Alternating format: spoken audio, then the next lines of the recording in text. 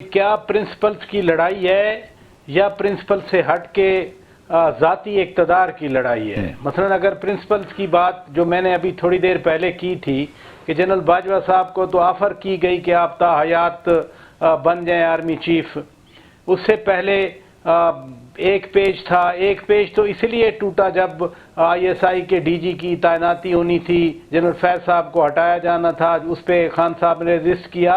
तो क्या यही प्रिंसिपल्स हैं जिसके लिए आज फिर मुल्क को दाव पे लगाने की कोशिश की जा रही है?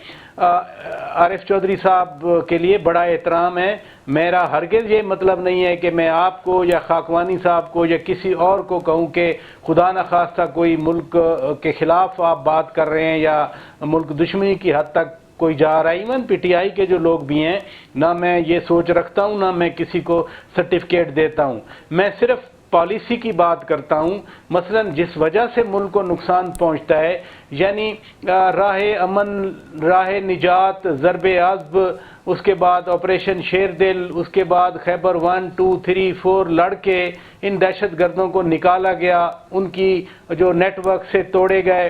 फिर आखिर क्या अजाब था कि खान साहब उनको वापस ले आए।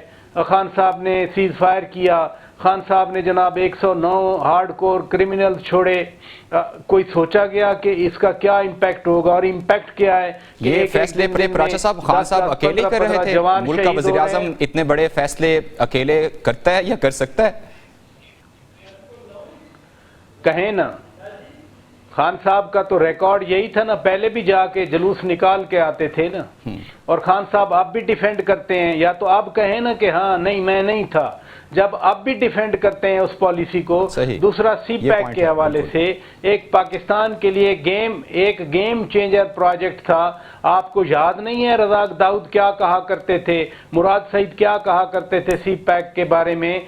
इतना सी पैक को डिस्करेज करके चीज़ें आदि क्या दरमियान में छोड़ दी गई। हम सिर्फ उस पॉलिसी की बात कर रहे हैं कि जो सोच पहले थी क्या अब सोच चेंज हुई है या नहीं हुई है।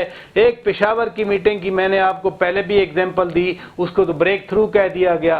भाई अब भी पार्लियामान का फ्लोर मौजूद है, बैठें सियासतदानों के साथ बात करें, बैठें। आप ये हो नहीं सकता ना कि अचानक एक दिन में जो आप 4 साल में करते रहे। आप मसला ये है कि वो ये देख चुके हैं कि पार्लियामेंट जो है वो कितनी हैसियत रखती है और सियासतदानों से बात कितनी माने रखती है। इमरान खान खुद इस सिस्टम का हिस्सा रहे हैं, बल्कि इसी सिस्टम के जरिए वो आगे विराजमान हुए कुर्सी पर। लेकिन चलें, मैं सिर्फ एक चीज कहना चाह रहा हूं जी प्लीज, कि अगर आप देख चुके हैं तो फिर राहें बनाना तो सियासतदानों का काम होता है ना। आप उनके साथ बैठ, बेनजीर भुट्टो और मियां नवाज शरीफ ने राह बनाई थी ना। किसने कहा था कि ठीक है प्राचा साहब, इस पे बात कर लेते हैं कि क्या वो सिर्फ अपने लिए राह बना रहे हैं या जमहूरियत के लिए राह बनाने की कोशिश कर रहे हैं? इसे डिस्कस करते हैं। खाकवानी साहब, आपको मैं शामिल गुफ्तगू करना चाहूँगा। सियासतदान ये हमेशा हम कहते हैं कि कोई और कुछ कर रहा है, पीछे कोई और डोरें इनकी हिला रहा है, लेकिन बहरहाल सामने ये खुद ही हैं और इन पे भी बार आता है इस चीज़ का कि मेरे ख्याल से सबसे ज़्यादा इबाम पैदा करने के लिए चाहे ये इस्तेमाल होते हैं, चाहे मोहरा बनते हैं। एक गवर्नमेंट में जब नहीं होते तो तब कहते हैं कि यही काम गलत है, जब गवर्नमेंट में आ जाते हैं तो वही काम वो कह देते हैं कि ये ठीक है। ये मैं पीका एक्ट की बात कर रहा हूं। तो आज पीटीआई के लिए ये गलत कैसे हुआ है और नून लीग के लिए ये ठीक कैसे हो गया? क्यों आवाम को जो है ना क्लैरिटी नहीं आने देते मामलात में? आप ठीक कह रहे हैं, बिल्कुल ये सियासतदानों के आपस में ये तजादात है। लेकिन मैं 2 बातें कहना चाहूंगा जो प्राचा साहब ने कही है। पहली बात तो ये है कि पाकिस्तान में कोई भी बाखबर शख्स, प्राचा साहब तो बहुत सीनियर सहाफी हैं, हमारे बहुत ही काबिल एहतराम, बहुत बाखबर सहाफी हैं।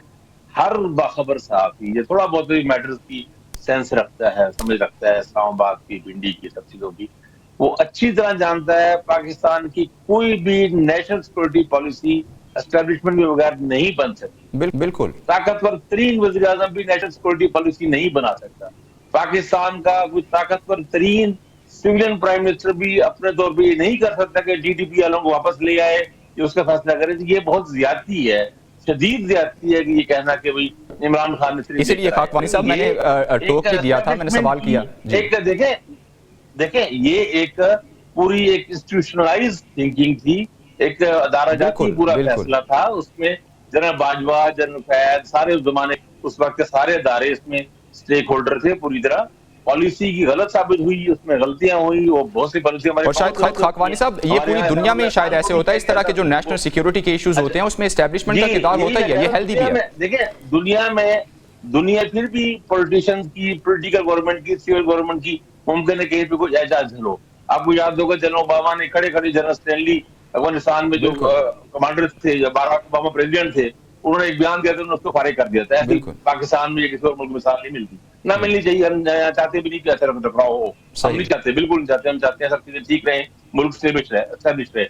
एक बात तो ये बहुत जरूरी है, ये बात कहना, हम बार बार ये बात कहते हैं, और हमारे जब सीनियर सहाफी खबर साफ ये बात करेंगे तो फिर ये गलत। लेकिन खाकवानी साहब एक उन्होंने जो पॉइंट उठाया राचा साहब ने, मैं वो भी आपके सामने रखता हूं कि वो कहते हैं कि वो आज भी इसे डिफेंड ही करते हैं। वो ये क्यों नहीं कहते कि भाई ये मेरा सिर्फ फैसला नहीं था, वो डिफेंड तो आज भी कर रहे हैं। ये राचा साहब का पॉइंट वैलिड है।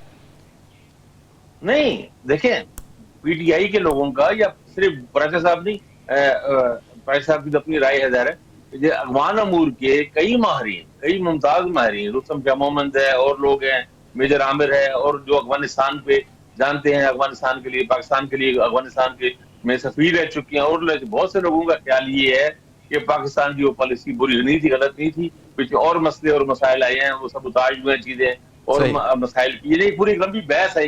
ये एक अलग बहस है कि भाई, लेकिन जो लोग, कुछ लोग हैं जो कहते हैं कि वो सीज फायर हो गया था, तो सीज फायर के बाद अमन रहा नहीं यहाँ पर पूरा, अब ये मसले नहीं है। तो ये एक अलग पूरा आपको प्रोग्राम इसमें चल जाएगा, क्या होना चाहिए क्या नहीं होना चाहिए। मेरा सिर्फ पॉइंट ये है कि प्राइम मिनिस्टर अपने दौर पे फैसले नहीं कर सकता नेशनल सिक्योरिटी। ठीक है, इस पे राचा साहब एक कमेंट करना चाह रहे हैं खाकवानी साहब। एक बात ही, अच्छा दूसरी भी जी प्लीज, दूसरी भी मैं कहना चाहता हूँ। देखिए ये बात जो कही गई ना कि भाई इन्होंने कहा कि जनरल बाजवा को कि आप ताहियात आर्मी चीफ बन जाए।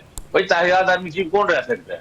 ये एक मेटाफर होता है। कुछ बातें बतौर एक तंज के, ये जब मामले बिगड़े तो खाकवानी साहब इसका यही मतलब है ना, मेटाफोरिकली भी इसको लिया जाए तो यही मतलब है कि जब तक आप चाहते हैं तब तक आपको आर्मी चीफ बना देते हैं। जी ना, देखिए बात तो सुन लेना, ये बात मुकम्मल हो जाए, 2 फिक्र में मुकम्मल करने देना, फिर आप बात करें। तो वो एक मेटाफर होता है कि भाई ये अगर इस बुनियाद पर सिर्फ क्योंकि एक्सटेंशन नहीं मिल रही है, फिर ऐसे आप हमारी हुकूमत गिरा रहे हैं, पीडीएम का साथ दे रहे हैं, तो ले लें एक्सटेंशन, बल्कि एक तंज़ियत ये पैगाम दी गई बात की तायात बन जाए। ठीक है खाकवानी साहब, आपका पॉइंट आ गया। जी राचा साहब, आप क्या कहना चाह रहे हैं? देखें बात ये है कि अब ये तो एक एक्सप्लेनेशन है और दयानतदारी इसमें नहीं है कि उसको मेटाफर की बात कह देना, ही मेंट सो, क्योंकि अपना इक़्तिदार बचाना था। जब इक़्तिदार नहीं बचाया, जिनको कह रहे थे कि जी आप एक ताहयात एक्सटेंशन लें, उन्हीं को जानवर कहा, उनको क्या कहा आपको याद है। दूसरी बात जो मैं अभी बात करना चाह रहा था, जब खाकवानी साहब फरमा रहे थे मिलिटेंट्स के हवाले से, जी आपको याद नहीं है परवेज खटक ने कहा था वो हमारे भाई हैं, हम उनको यहाँ दफ्तर देने के लिए तैयार हैं। स्टेट एक तरफ लड़ रही थी उनके साथ, स्टेट ऑपरेशन कर रही थी, और ऑपरेशन का मतलब है कि कैजुअलिटीज दोनों तरफ से होती हैं। जो रियासत पाकिस्तान को नहीं मान रहे थे, जो सुप्रीम कोर्ट को, ठीक है राचा साहब आपका पॉइंट आ गया, लेकिन बहरहाल राचा साहब इस तरह के नेशनल सिक्योरिटी के जो इश्यूज हैं वहां पर डेफिनेटली एस्टेब्लिशमेंट का किरदार भी होता है फैसलों में।